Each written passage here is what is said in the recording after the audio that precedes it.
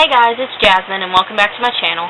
Today I wanted to talk to you about my top 5 favorite witchy spirituality books. If you can hear the lawnmower in the background, sorry, my fiance is mowing the lawn. Okay, so my first book is called Wicca for One, The Path of Solitary Witchcraft by Raymond Buckland. This is what it looks like. All my books are really beat up because I use them so much, but it's got a really pretty cover on it. And the reason I like this book is because of the sheer volume of information that's in this book. It's got tons of quotes. They're all in these little boxes, and those are great to put in your Book of Shadows when you need we have a little spot you need to fill in, and it's laid out really well. At first he goes through like the beliefs of the solitary witch. It goes through gods and goddesses, it goes into magic and what magic is and how it is used, and then the second part is my favorite. This is like an encyclopedia for the witch. It talks about tools, your Book of Shadows, consecrating your tools, casting a circle, sabbats, esbats, rites of passage, freaking everything you could ever imagine. And then the last 100 pages of the book, all of this part right here, is nothing but correspondences. And it's got everything. It's got your days of the week, your attributes, your hours of the day, your moon phases, definitions of magic, different spells, different chants, how to make a poppet, how to make a placket, how to make sigils, cord magic, sex magic, numerology, sigils, scrying, cartomancy, healing, ethics. I mean, this has freaking everything in it. And now it's not too in-depth with everything. It's just like a basic overview of everything, but this is my go-to book. Whenever I can't remember how to do something or I need a quick correspondence and I don't feel like getting on the computer, this is where I go. This is a great book to invest in. Okay. Now, my second book I actually got from my mother, and this one is just called The Wiccan Read. Now, this one is pretty much a pocket guide to the Wiccan religion. Now, you guys know that I'm not particularly Wiccan, but this is just something you can keep in your purse. If you're a beginner, this is a great book to read because it's a very, very brief, quick overview of everything to see if it's something you might be into. And here on the back, it's got every verse of the read, and then it's got a breakdown of the verse, like what it means.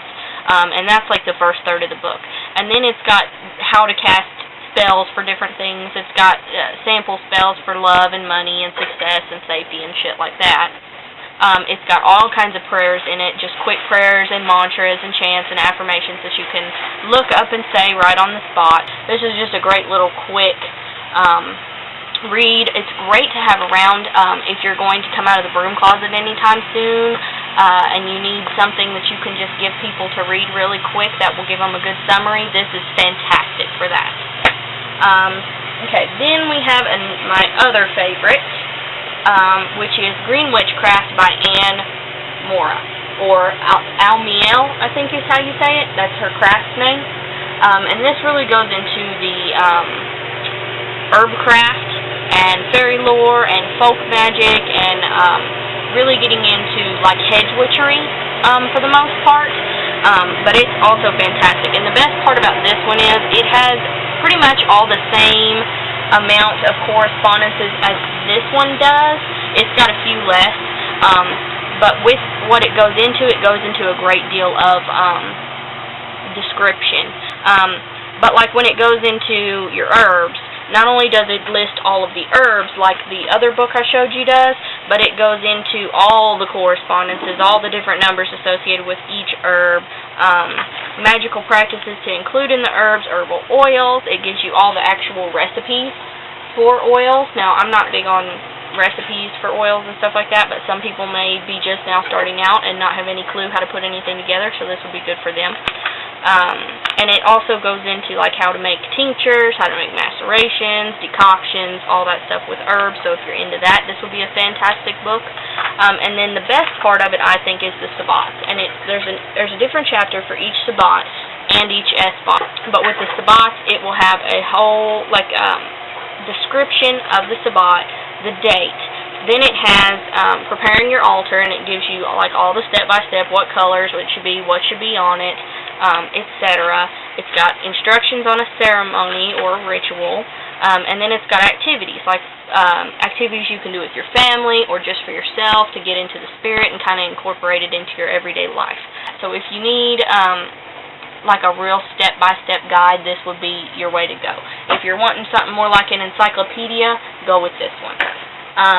Then I have Spirit of the Witch by Raven Grimassi, and this is absolutely one of my favorites because, as you guys know, I want to be an anthropologist, and that is what this book is entirely and solely about. It has no step-by-step how-to. It's got a little bit on all of the different rituals and the sabbats and the esbats, but it's a different format.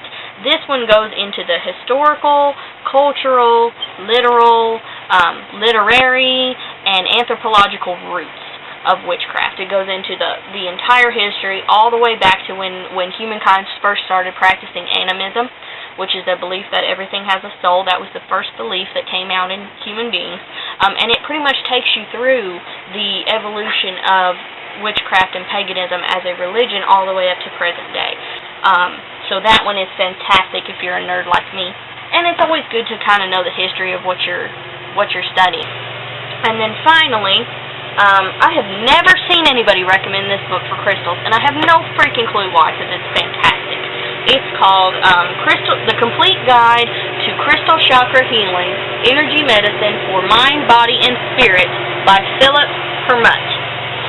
It's got a nice little cover to it, and this book goes over everything you could possibly imagine that has to do with crystal chakra healing. It gives you an introduction, and then it starts going through like your aura and your chakras, and it explains each different chakra, how to cleanse your crystals, what crystals go with what chakras, how to make gem elixirs, how to make grids, displays, crystal meditations.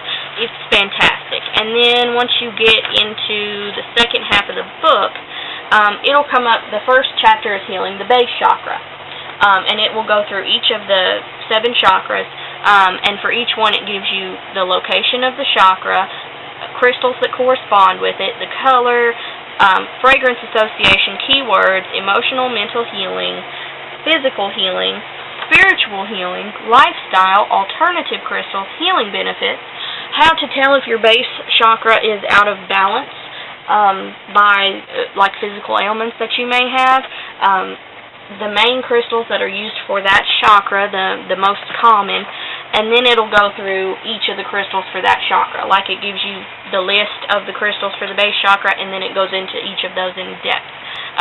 And for each crystal, it's got huge, colorful pictures. So if you're into crystals, definitely check this one out. And actually, the best thing about this book is that it comes with a set of kind of like oracle cards. And the first one it gives you is this chakra map. And it's got a picture of a little person with all of the chakras on it. And then it gives you a card for each of the chakras. And it'll give you a meditation that goes with that chakra with different crystals that you can use. And then it also came with oracle cards, which were all kinds of different colors on the backs of them. It was just like a fractal kind of. And then on the other side it would have a quality. It would have self-reliance or confidence or self-love or relationships with other people or something like that, and you could literally go through and shuffle them I used to do it with my ritual, but my freaking dogs ate my cards, so I have to go buy some more. But every time I'd have a ritual, I'd spread the cards out and then just intuitively, either with my hand or my pendulum, choose 3 cards. I'd choose 1 chakra card, and that was the chakra that was the most out of balance for me that I needed to work on that season. And then I would pick 2 of the attribute cards, and those were the things that I needed to work on that season or whatever. And it's got a little pouchy in the back of the book that you put your cards in, and it seals closed, and it's just great. So that's pretty much it. Those are my 5 book recommendations. I'd love to hear about your favorite books. If you've read these books, if you buy them, what do you think, etc., etc. So let me know, and we'll talk to you later. Blessed be.